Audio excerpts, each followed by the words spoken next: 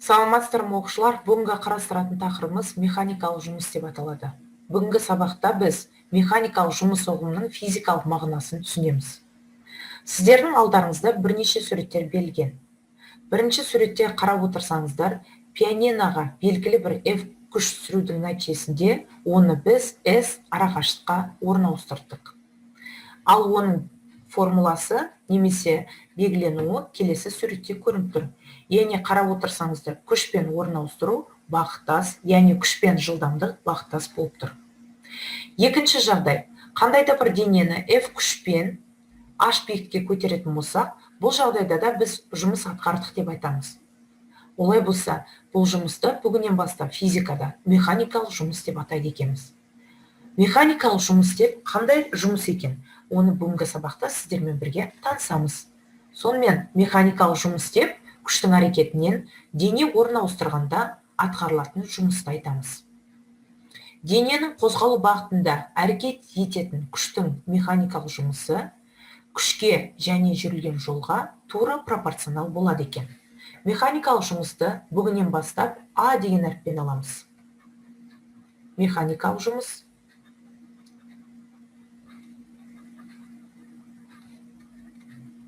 горизонталь бағытта оның формуласы А тең F көбейтілген S. Мұндағы F дегеніміз күш, S дегеніміз орналастыру. Түзу сұсты бір қалыпты қозғалыс жағдайында ол жүрілген жолға тең. Бұл формуланы біз бір дейміз. Енді F дегеніміз бізде векторлық шама, S орналастыруда векторлық шама екендігін білесіздер. Математикада векторлық шама көбейткен жағдайда бізде скаляр шама шығатындығын білесіздер. Олай болса механикалық жұмысымыз бізде скаляр шама. Осыдан егер F-ті табатын болсақ, F дегеніміз А бөлінген S-ке тең. Бұл формула 2. Немесе S-ті табатын болсақ, ол тең болады А бөлінген F. Бұл формула бізде 3 болады. S-ті неге кіші әріппен алдым? Себебі үлкен S-іміз бізде ауданды беретін еді. Сонымен қатар S-тің сіздер бұрыннан білетін формуласын білесіздер. Яғни S-тен V көбейтілген Т. Бұл формуланы біз 4 деп аламыз.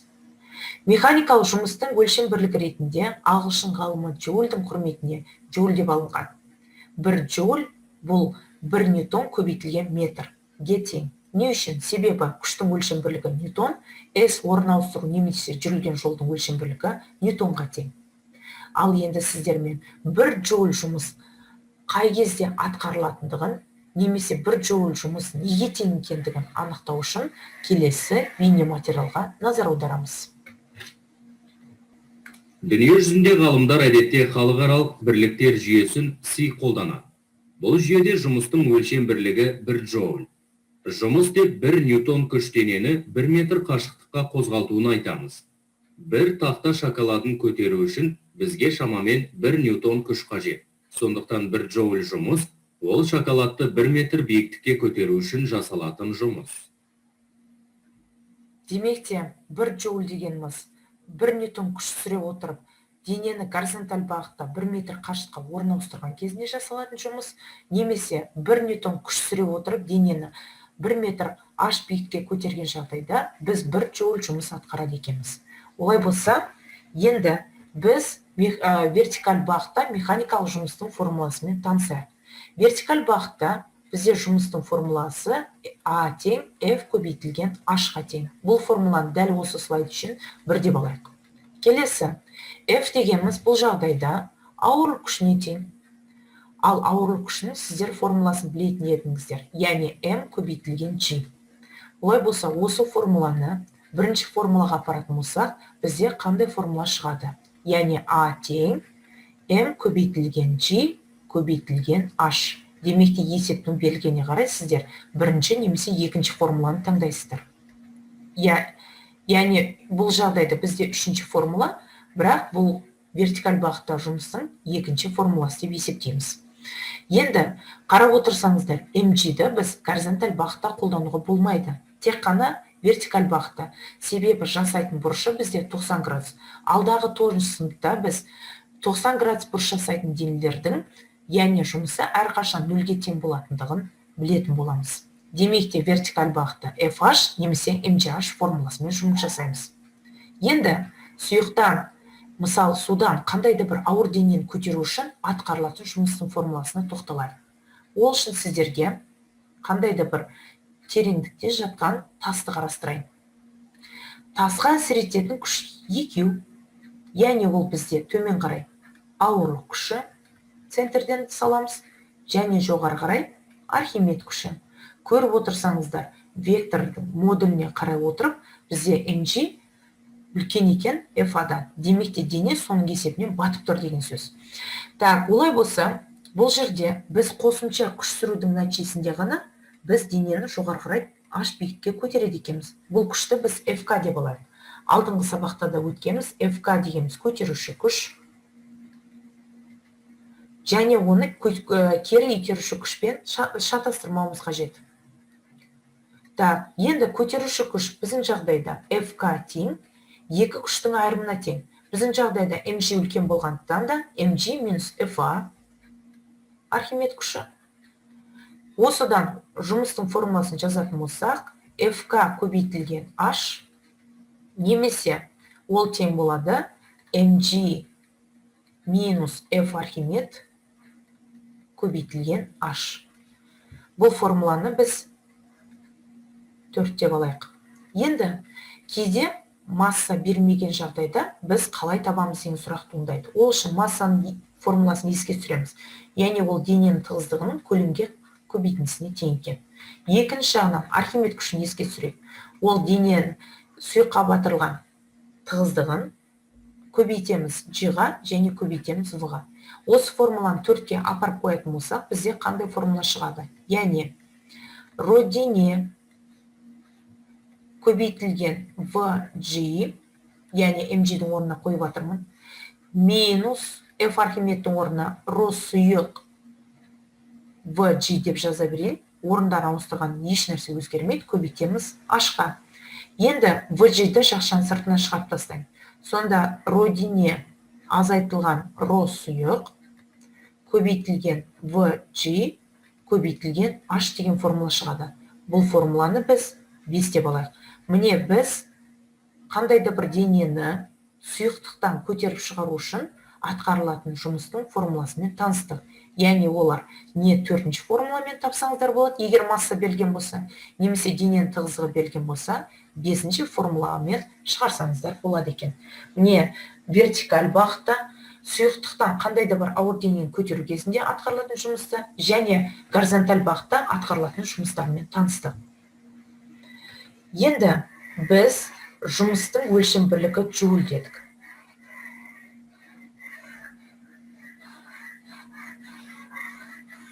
Осы джоульден артық немесе кіші өлшем бірліктер бар екен. Оны сіздер қазір келесі слайдтан көре аласыздар. Яғни жұмыстың джоульден үлкен не кіші бірліктері. Килоджоуль КДЖ деп жазылады, және ол 1000 джоульге тең. Демек, алдында тұрған санда 1000-ға көбейтеміз. Немесе оны дәрежемен алсақ, оның 3 дәрежесі джоуль. Мегаджоуль МДЖ деп жазылады. Яғни ол миллион джоульге тең. Немесе оның 6 дәрежесі джоуль. Миллиджоуль, милли кіші М мен жазылады, ДЖ 0,1 джоуль, немесе оның минус 3 дәрежесі джоуль. Микроджоуль МК джоуль, ол 0,1 джоуль, немесе оның минус 6 дәрежесі джоуль. Демек те сіздерде шыққан сандарыңыз өте үлкен болатын болса, онда біз килоджоуль, мегаджоульға айналдырсақ болады. Ал егер кіші болса, миллиджоуль немесе микроджоульге ауыстыруға болады екен. Енді сіздермен бірге есептер шығаруды қарастырайық. Бірінші есеп. Эскаватор ожауымен 14 метр куб топырақты 5 метр биікке көтереді дейді. Эскаватор қандай жұмыс атқарады? Топырақтың тығыздығы 1400 кг бөлінген метр куб. Берілген жазайық. Яғни берілгені бойынша көлемі В 14 метр куб. Топырақта 5 метр биіктікке көтергенде ол H 5 метр. Дененің тығыздығы, яғни бізде 1400, яғни топырақтың тығыздығы килограмм бөлінген метр куб. Табу керек бізге атқарылған жұмысты. Әрине, эскаватор бұны жоғары биікке көтеріп отыр. Олай болса, жоғары биіктікке көтерілгенде жұмыстың формуласы бізде mgh немесе fh. Мен бұл жағдайда mgh аламын. Сонда a тең m көбейтілген g көбейтілген h. Осыда массаның орнына қандай формула қолданамыз? Яғни ρ көбейтілген v. Апарып қоятын болсақ, a тең ρ көбейтілген v көбейтілген g көбейтілген h деген формула пайда болады. Орнына апарып қоямыз. Яғни 1400 килограмм бөлінген метр куб көбейтілген v 14 метр куб, g-ді 9,8 деп екендігін білеміз, бірақ есеп шығару барысында 10 ньютон бөлінген килограмм деп алсақ болады екен. Және көбейтеміз 5 метрге. Сонда килограмм мен килограмм, метр куб пен метр куб қысқарады. Сонда шығатын өлшем бірлік ньютон көбейтілген метр. Ал ньютон көбейтілген метр бізде джульге тең. 1400-ді көбейтеміз 14-ке, көбейтеміз 10-ға, және көбейтеміз 5-ке. Сонда шығатын мәніміз бізде 980 мың джоуль. Бұны біз үлкен сан болғандықтан да килоджоульге айналдырсақ болады. Яғни ол тең болады 980 мың джоуліміз 980 килоджоуль екен. Міне осылайша біз таптық. Жауабы, яғни А жұмысымыз, механикалық жұмысымыз 980 килоджоуль. Енді келесі есепке тоқталайық.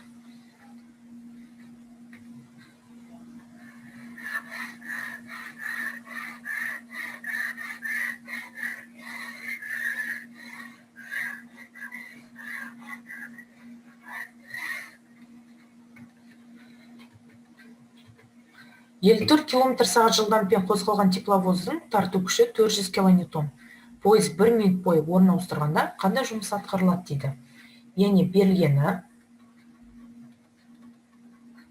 54 км сағат дегенімізді біз v әрпімен жазамыз. Яғни 54 км сағат. Тарту күші F 400 килоньютон. 1 минут бойы дейтін болса, ол бізде Т 1 минут. Табу керек есептің шартында атқарылған жұмыс.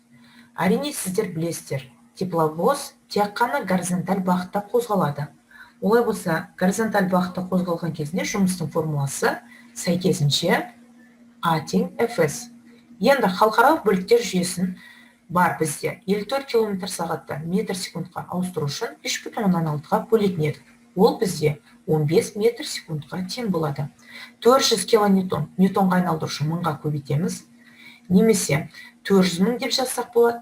Немесе 4 көбейтілген оның 5 дәрежесі ньютон болады. Себебі 4-дің артында 5 0 пайда болады. 1 минутта бізде 60 секунд бар. Шешуі. Яғни бізде жұмысты табу үшін бұл жағдайда горизонталь бағытта А тең F көбейтілген S формуласын қолданамыз. Ал S дегеніміз V-ға тең. Олай болса, S тең V көбейтілген Т-ға тең болса, жұмыстың біздің жағдайда формуласы F көбейтілген V көбейтілген Т формуласына ие болады.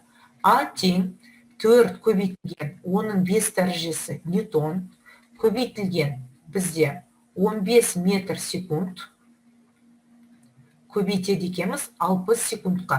Секунд пен секунд қысқарады. Сонда 4-ті көбейтеміз 15-ке, бізде 60, 60-ті 60-ға көбейтсек, бізде 3600 көбейтілген оның 5 дәрежесі ньютон көбейтілген метр бізге джоульді береді.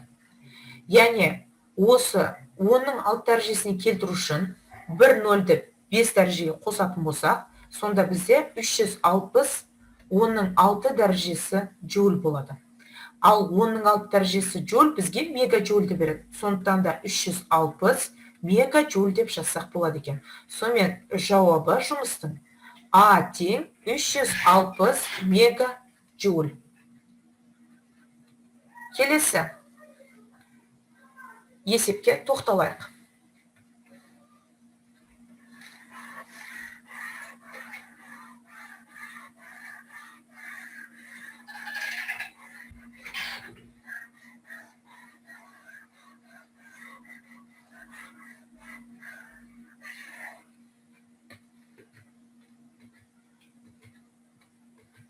тереңдігі 4 метр өзеннен, массасы 3 килограмм, көлемі 1,2 дециметр куб тасты судың бетіне дейін көтеріп шығару үшін қандай жұмыс атқару қажет?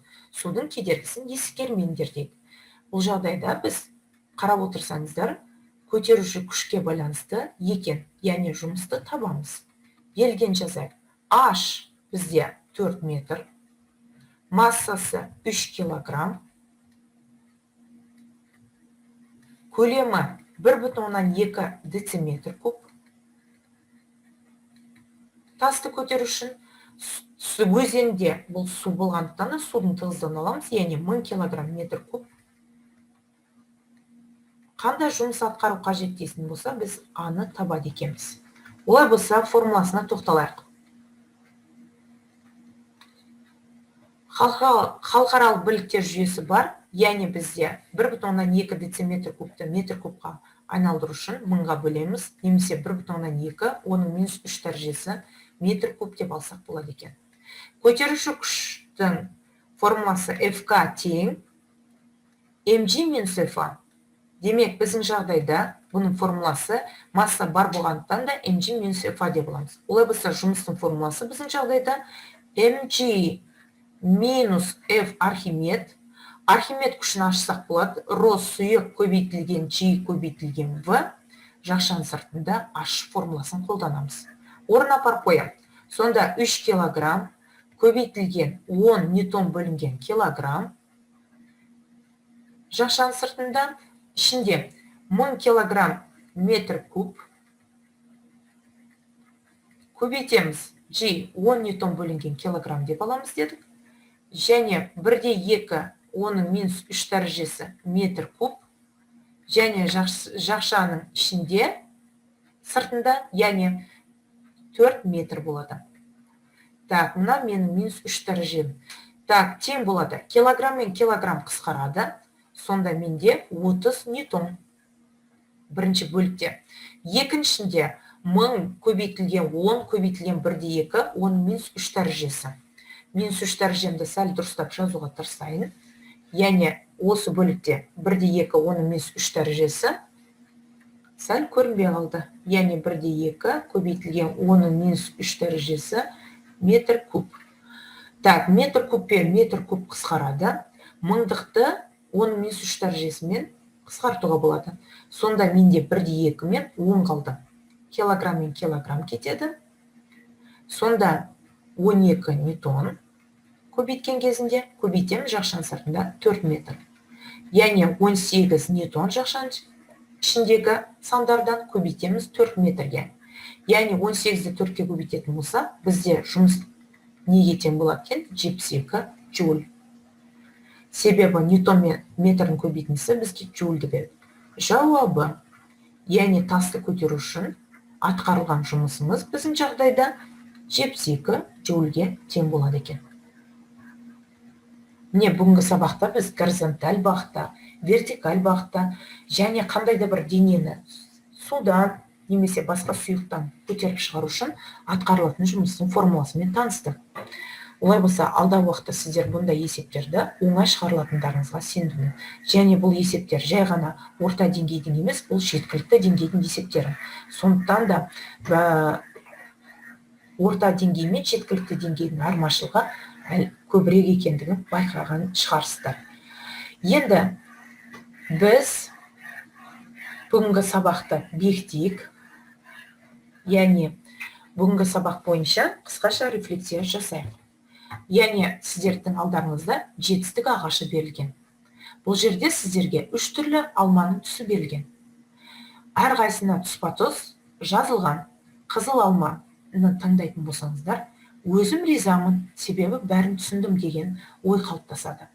Егер сары алманы таңдасаңыздар, қолымнан келмей қалған жағдайлар болды. Мысалы, есептер шығару барысында мұғаліммен бірге ілесе алмадым, немесе есептер шығару барысында кейбіреулерін түсінбедім деген мағынада болуы мүмкін.